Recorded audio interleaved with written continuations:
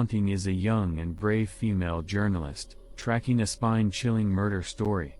At the beginning of the story, she arrives at a remote mountain village resembling a paradise, investigating the mysterious murder that occurred on the winter solstice night.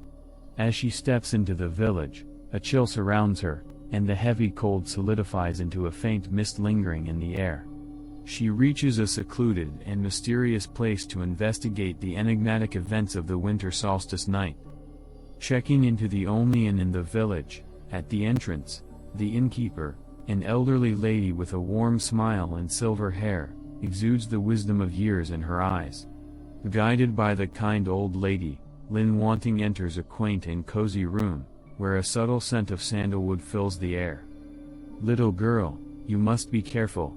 The winter solstice night in this mountain village is not peaceful," the landlady says with genuine concern, a deep worry evident in her eyes. Lin Wanting smiles and remains silent, not taking the village legends too seriously. She firmly believes that the truth won't be overshadowed by fanciful tales. During dinner, accompanied by the landlady, she savors the local home-cooked delicacies, while attentively inquiring about the village's history and winter solstice traditions. The landlady's stories are shrouded in mystery, describing how every winter solstice night, the village falls into a profound silence, with only dim candlelight flickering in the homes. According to legend, monsters are said to descend, devouring the souls of the villagers. In order to protect themselves from these creatures, the villagers earnestly pray for safety at home, lighting candles throughout the night. Having listened to these legends, Lin Wanting smiles. She dismisses the village's beliefs and superstitions, seeing it as an opportunity. She decides to set out on this winter solstice night to investigate the mysterious crime. As night falls, the village becomes tranquil and peaceful. Lin Wanting sits in her small room at the inn, organizing her equipment. Flashlight, recorder, camera, all tools are meticulously prepared. Her determination is firmer than the cold wind in the night. The winter solstice night will mark the beginning of her investigation. Driven by her determination and adventurous curiosity, Lin Wanting traverses the quiet village night, heading towards the crime scene, the abandoned ancestral hall. Stepping on the dry leaves, she walks along winding paths through the village, with starlight casting a glow on her, reflecting her resolute gaze. The landlady stands at the inn's entrance, watching Lin Wanting's figure fade away, her expression carrying a mix of helplessness and concern. Once again, she advises, "Young girl, the outside world is dangerous, especially on the winter solstice night. Please be careful." However, Lin Wanting pays no heed. Her mind is filled with the determination to unravel the mystery. The flashlight's beam flickers in the pitch-black night as she enters the shadowy space of the ancestral hall. As the door of the hall opens, a damp and musty odor hits her, as if ancient history is laid bare in this place. Her footsteps echo in the empty hall, and the ancient murals on the wall seem to narrate long-lost stories. In the center of the ancestral hall, Lin Wanting discovers the lifeless body of a man. He lies on the floor, covered in wounds, and the surrounding stone bricks are stained red with fresh blood.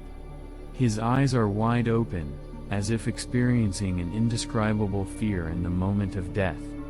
Lin Wanting shudders, quickly takes out her camera, presses the shutter, capturing the moment of this gruesome scene. Just as she prepares to leave, the hall's large door silently closes behind her, emitting a low metallic sound. She turns around to find herself trapped in this ancient building. The door behind her refuses to open. Lin Wanting's heart tightens as she attempts to call for help with her phone. However, she realizes her phone has lost signal, cutting her off completely from the outside world. In the darkness, she relies on the faint light of her flashlight to search for an escape route. Every corner of the ancestral hall is filled with a musty air, broken idols, blood-stained offerings, and countless papers covered in inscriptions. Everything speaks of ancient rituals and mysterious forces. Lin Wanting's heart races, she feels waves of cold and fear, as if the hall harbors unspeakable secrets. Determined, she knows she must find an exit to uncover the deep mysteries hidden within the hall. Staring at the horrifying scene, Lin Wanting's eyes are filled with shock and disbelief. The landlady, once kind and amiable, the innkeeper, is now contorting her body amidst gruesome biting sounds, her face etched with despair. Her red clothing resembles a vivid and tragic flower in the night. The monster, a demon with fangs and claws, reveals a mouth covered in flesh, emitting a hissing laughter. Lin Wanting is bewildered, unable to comprehend why the landlady is in the hall's backyard and who or what the monster is. She attempts to retreat, to escape this terrifying nightmare, but her legs seem firmly anchored to the ground by an invisible force, refusing to move. Her heart races, and her throat constricts, rendering her speechless. The monster lifts its head, revealing blood-red eyes, pupils deep and menacing as they fixate on Lin Wanting. Remnants of the landlady's flesh still cling to its mouth, almost as if it's coldly mocking Lin Wanting helplessness. The hissing laughter echoes in the darkness of the hall, sending shivers down the spine. Suddenly, the monster lunges at Lin Wanting, its movements swift and ferocious. A glimpse of despair flashes in her eyes. She tries to scream, but the sound is suppressed deep within her throat. The monster's claws pierce through her throat, intense pain instantly flooding her senses. After a brief, desperate struggle for life, she loses consciousness. In the darkness of the ancestral hall, only the hissing laughter of the monster echoes, and the cold wind carries the scent of blood, shrouding the abandoned shrine. In this profound night, Lin Wanting fate descends into the endless darkness. The next morning, as the first rays of sunlight illuminate the mountain village, terrified villagers rush towards the ancestral hall, still haunted by the horrors of the previous night. They discover the gruesome scene within the hall, the lifeless bodies of Lin Wanting and the landlady lying on the ground. Their faces bear the terror of death, as if the shadow of the monster from last night is still staring at them. The villagers kneel on the ground, weeping and praying. Their souls have suffered a tremendous shock in the face of this sudden catastrophe. The landlady, once their pillar of support, and Lin Wanting, an innocent visitor, both fell victim to the night's terror. The mountain village is bathed in the shadow of sorrow, and no one can shake off the memories of the dreadful experience from the previous night. During the thorough search of the ancestral hall, the villagers discover Lin Wanting camera. They open it and browse through the photos, witnessing the horrifying scenes of the winter solstice night. One particular photo grabs their attention, capturing the silhouette of the monster, red eyes, traces of flesh in its mouth, and that hissing laughter. The corner of the photo displays the date of the winter solstice, as if an ominous premonition.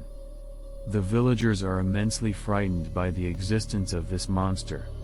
They begin to circulate the tragic story as a warning for future winter solstice nights. They pray, hoping that in the coming year's winter solstice night, no one will die, and no soul will be devoured by that monster. In the end, Lin Wanting camera becomes the vessel of memories, preserving the truth of that terrifying night. It serves as her final testimony to the world, marking the last moments of her life, deeply embedded in the memories of this remote mountain village.